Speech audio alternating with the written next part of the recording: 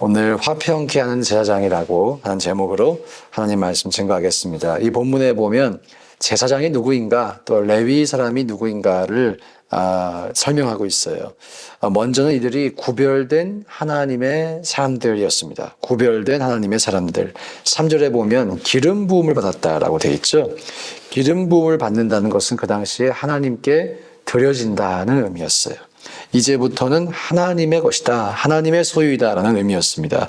또 13절에 보면 출애굽 당시 하나님께서 사람과 짐승의 첫째 것을 거룩하게 하셨다라고 말씀하시죠. 유월절 사건을 의미합니다. 하나님께서 이렇게 왜 구별하셨는가? 이것이 중요한데요. 그 이유는 예배와 관련된, 제사와 관련된 임무에 집중하게 하시려고 그렇게 구별하셨습니다. 하나님을 섬기는 일, 또 예배를 드리는 일, 제사를 드리는 일이 한 지파가 커밋해서 섬길 만큼 이렇게 중요한 직무였다라고 하는 것이죠. 그리고 10절에 보면 만약 제사장 직무를 기름 부음 받지 않은 다른 지파, 다른 사람이 감당하면 어떻게 됩니까? 죽임을 당했어요. 죽임을 당했어요.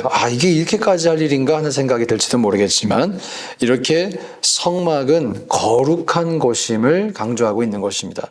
죄인이 가까이 하면 죽는다라는 메시지를 주고 있어요. 이토록 제사장의 직무는 구별된 일이었다. 그리고 제사장의 직무는 성막의 그 거룩함도 지키면서 동시에 백성을 보호하는 그런 기능을 하였습니다. 이러한 제사장의 직무를 볼 때 우리가 예배의 중요성을 1차적으로 알 수가 있는데 또 한편으로 예배를 드리는 질서의 중요성도 알 수가 있습니다.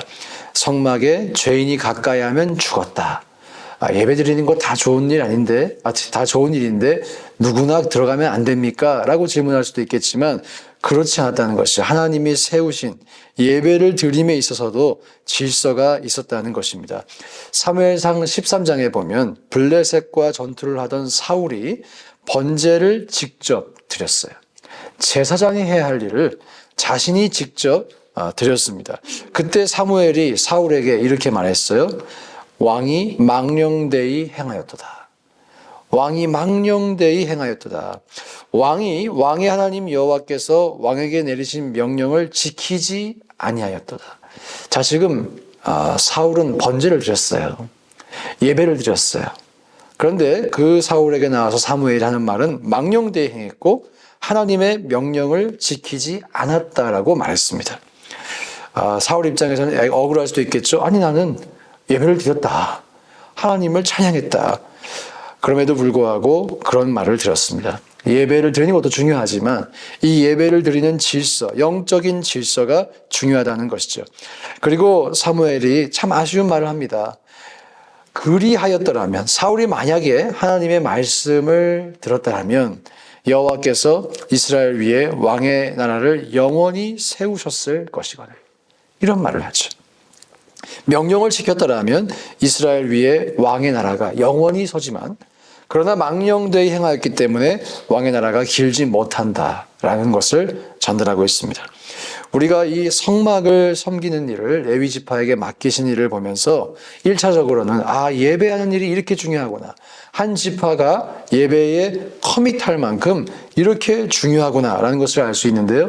또 이면적으로 좀 더 근본적으로 말씀을 지키는 것이 중요하다. 영적인 질서를 지키는 것이 중요하다는 것을 우리가 알 수가 있다는 것이죠. 사무엘상 15장 22절에 이런 말씀이 있죠. 사무엘이 이르되 여호와께서 번제와 다른 제사를 그의 목소리를 청종하는 것을 좋아하심 같이 좋아하시겠나이까. 순종이 제사보다 낫고 듣는 것이 순양의 기름보다 나으니. 이 말씀입니다. 여러분, 순종이 제사보다 낫습니다. 말씀에 순종하는 것이 그래서 중요합니다. 예배도 중요하죠. 그러나 우리가 예배하는 이유를 한번 생각해 보자는 것이죠. 하나님을 경외하는 것이잖아요. 하나님의 말씀을 경외하고 그 말씀대로 살기 위해서 그 예배의 이 중심에 그러한 가치가 있다는 것입니다. 자, 예배자가 됩시다. 다 맞는 말이죠. 근데 진짜 예배자가 누구인가? 진짜 예배자는 하나님의 말씀에 순종하는 사람인 줄 믿습니다.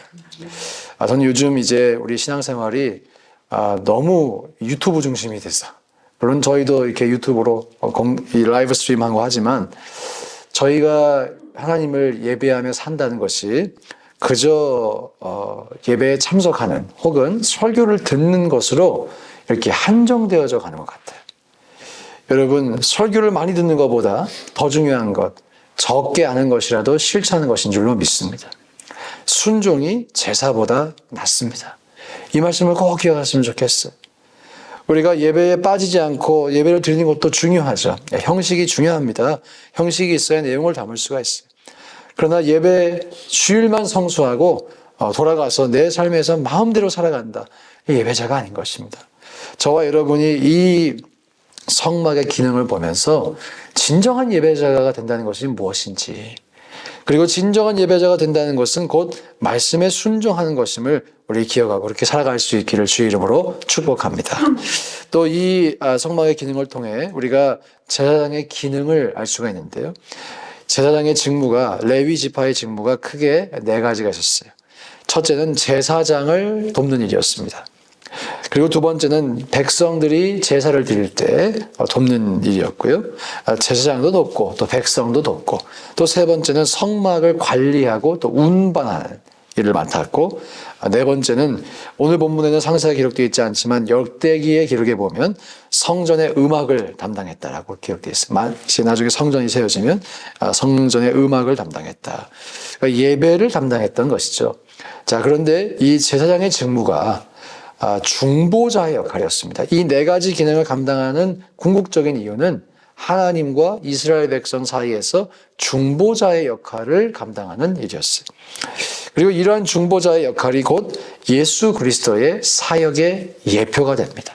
예수님께서 우리와 하나님 사이의 중보자가 되셨던 것처럼 이 제사장들, 구약의 제사장들은 예수님의 그 사역을 예표하고 있어요.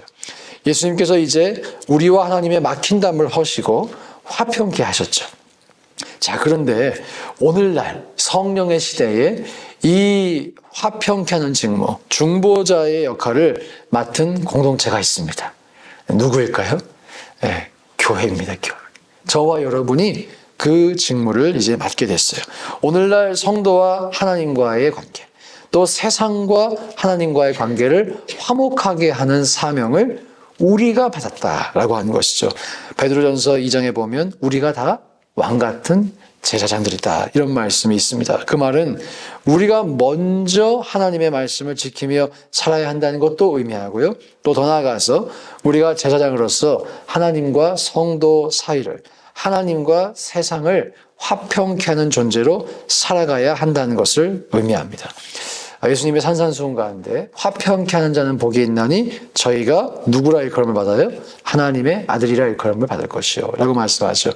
자, 여기서 이 하나님의 아들이라 일컬음을 받을 것이요, 이 말씀을 기억하시면서 오늘 본문 보시면 레위 사람들은 나의 것이라고 말씀하셨어요. 나의 아들들이라는 것이죠. 나의 아들들. 이 중보자의 역할, 하나님의 아들, 하나님의 것, 이것이 이렇게 평행을 이루고 있는 것을 우리가 볼 수가 있습니다. 여러분, 제사장의 직무, 하나님과 사람 사이를 화평케 하는 일입니다. 저와 여러분이 교회로서, 하나의 공동체로서 이 일을 위해서 부름받았고요. 또 개개인적으로도 이 일을 위해 부름받았습니다. 그렇게 살아가실 수 있기를 주의 이름으로 축원드립니다. 예배를 드리고 말씀을 읽고 새벽에 나와서 기도하시고 그것도 참 수고하시고 좋은 일이지만 왜 하는가? 말씀을 지키기 위해서. 특별히 오늘 이 화평케 하는 직무, 화평케 하는 일에 쓰임받기 위해서 우리 그럴 수 있으면 좋겠어요. 우리 교회 성도분들은 다 화평케 하기만 하셔서 우리 교회에 오면 다 갈등이 사라지고 해소가 되고 화평이 넘쳐나기를 간절히 소망합니다. 예. 또 목장 중에 또 화평 목장이잖아요. 화평 목장. 성령의 열매이기도 하죠. 성령의 열매. 우리가 말씀대로 살면, 하나님의 뜻 가운데 거하면 우리 가운데 화평의 열매가 맺힌다는 것이죠. 저와 여러분의 삶에서 오늘 화평의 열매가 있는가 한번 돌아보셨으면 좋겠어요. 내가 가는 곳마다 화평하게 되는가? 혹시 나의 말과 행동을 통해서 내가 화평하던 관계도 망가뜨리고 있지 않은가? 그런 분들 안 계신 것 같지만 혹시라도 내가 그런 실수를 범하고 있지 않은가?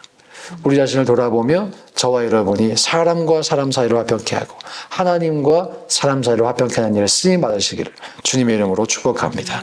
함께 시간 기도하실 때